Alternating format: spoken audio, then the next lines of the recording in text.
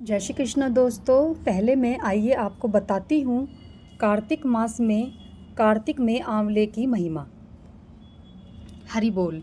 कार्तिक मास में शुक्ल पक्ष की चतुर्थी का नाम वैकुंठ चतुर्थी है। इस दिन आंवले का पूजन करें। आंवले का वृक्ष सब पापों का नाश करने वाला है। इस दिन आंवले के वृक्ष की छाया में जाकर राधा सहित श्री कृष्ण का पूजन करना चाहिए। फिर भगवान को प्रणाम करके आंवले के वृक्ष में 108 प्रदक्षिणा करें। तत्पश्चात ब्राह्मणों को भोजन कराएं। यथाशक्ति दक्षिणा में उन्हें प्रसन्न करें। इस प्रकार ब्राह्मण के प्रसन्न होने पर श्री हरि भी प्रसन्न होते हैं। इस विषय में स्कंद पुराण में कथा है कि पूर्व काल में जब सारा संसार एकावरण जल में निगम हो गया था, समस्त चराचर प्राणी नष्ट हो गए, उस समय देवादिदेव सनातन ब्रह्मा जी अविनाशी परम ब्रह्मा का जप करने लगे। जप तप करते हुए उनके आगे श्वास निकला, साथ ही भगवत दर्शन के अनुराग वंश होके नेत्रों से जल निकल आया। प्रेम के आंसुओं से वहाँ एक महान वृक्ष उत्पन्न हुआ जिसमें बहुत सी शाखाएं और उपशाखाएं निकली हुई थी। वह वृक्ष फलों के भार से लदा जा रहा था। वह वृक्षों में सबसे पहले आंवला ही प्रकट हुआ, इसीलिए उसे आदिरोह कहा गया। इस प्रकार ब्रह्मा जी ने पहले आंवला उत्पन्न किया और फिर समस्त वनस्पति और प्रजा की सृष्टि की। जब देवता आदि भी सृष्टि हो गई तब देवता उस स्थान पर गए जहाँ आंवले का वृक्ष था। उसी समय आकाशवाणी हुई, यह आंवले का वृक्ष सब वृक्षों में श्रेष्ठ है क्योंकि यह भगवान विष्णु को अति प्रिय है।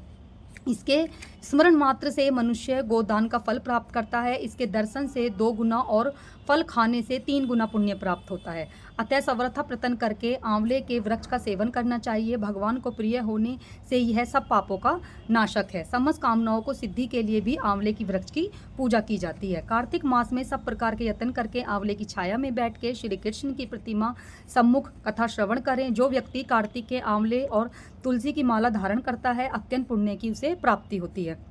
आंवले की छाया में बैठकर दीपदान समर्पित करना चाहिए और तुलसी के अभाव में यह शुभ पूजा आंवले की ही करनी चाहिए। आंवले की छाया में कार्तिक मास में ब्राह्मण दंपत्ति को एक बार भोजन से प्रसन्न करके वहीं बैठकर स्वयं भी भोजन ग्रहण करें। उस व्यक्ति को अन्न दोष से मुक्त हो जाता है। लक्ष्मी प्राप्ति की इच्छा वाला मनुष्य सदा आंवले में जल से स्नान करे। नवीं अमावस्या, सप्तमी, संक्रांति के दिन, रविवार, चंद्र ग्रहण व सूर्य ग्रहण के अवसर पर आंवले से स्नान करना चाहिए। जो मनुष्य आंवले की छाया में बैठकर पिंड दान करता है उसके पितृ भगवान विष्णु के प्रसाद से मोक्ष को जाते हैं। जिसके शरीर की हड्डियां आंवले के जल से धोई जाती हैं और फिर वह गर्भाशय में नहीं आता। जिस घर में सदा आंवले का सेवन होता है और आंवला रखा जाता है वह भूत प्रेत कुष्मांड और राक्षस नहीं जाते। आंवले के अन्य प्रकार की महिमा स्कंद पुराण के पद्म पुराण में कही गई है। दोस्तों, ये थी आंवले की महिमा, आंवले के वृक्ष की महिमा। आइए अब श्रवण करते हैं आंवले नवमी की कथा। जय श्रीमन नारायण, जय माँ लक्ष्मी। एक अमलीय राजा था जो रोजाना से 1.25 मन सोने का आंवला दान करके जीमता था। एक दिन उसके बहू बेटे ने सोचा कि अगर इतना आंवला रोज दान करेंगे तो सारा धन खत्म हो जाएगा।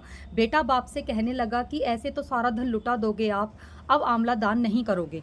राजा रानी दुखी के मारे उजाड़ खेत में जाकर बैठ गए। उन्हें वहां भूखे प्यासे बैठे हुए 7 दिन बीत गए। राजा आंवला दान नहीं कर पा रहा था और खाना भी नहीं खाता था। तब भगवान ने सोचा कि यदि मैं इसका साथ नहीं दूंगा तो दुनिया में कोई मुझको नहीं मानेगा।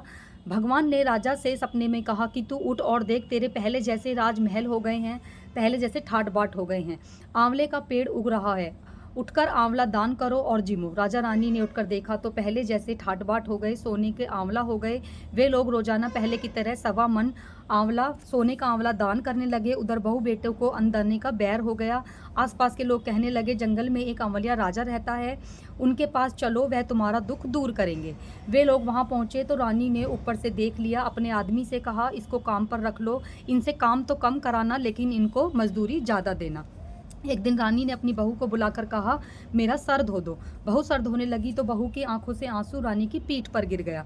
रानी ने पूछा कि बहू तू रोने कैसे लगी, जैसी बात है मुझे बता। बहू बोली कि मेरी सास की पीठ पर भी ऐसा मस्सा था, वह भी 1.25 मन आंवला रोजाना दान करती थी। हमने उन्हें आंवला दान करने नहीं दिया और घर से निकाल दिया। तब सास बोली कि हम ही तुम्हारे सास ससुर हैं, तुमने तो हमें निकाल दिया था लेकिन भगवान ने हमारा साथ दिया। हे भगवान, जैसे राजा रानी का साथ रखा आपने उनका साथ दिया, वैसे सबका साथ देना। कहने वालों को, सुनने वालों को, हुंकार भरने वालों को, अपने सारे परिवार को सबका साथ देना। जय श्रीमन नारायण। हरे कृष्णा।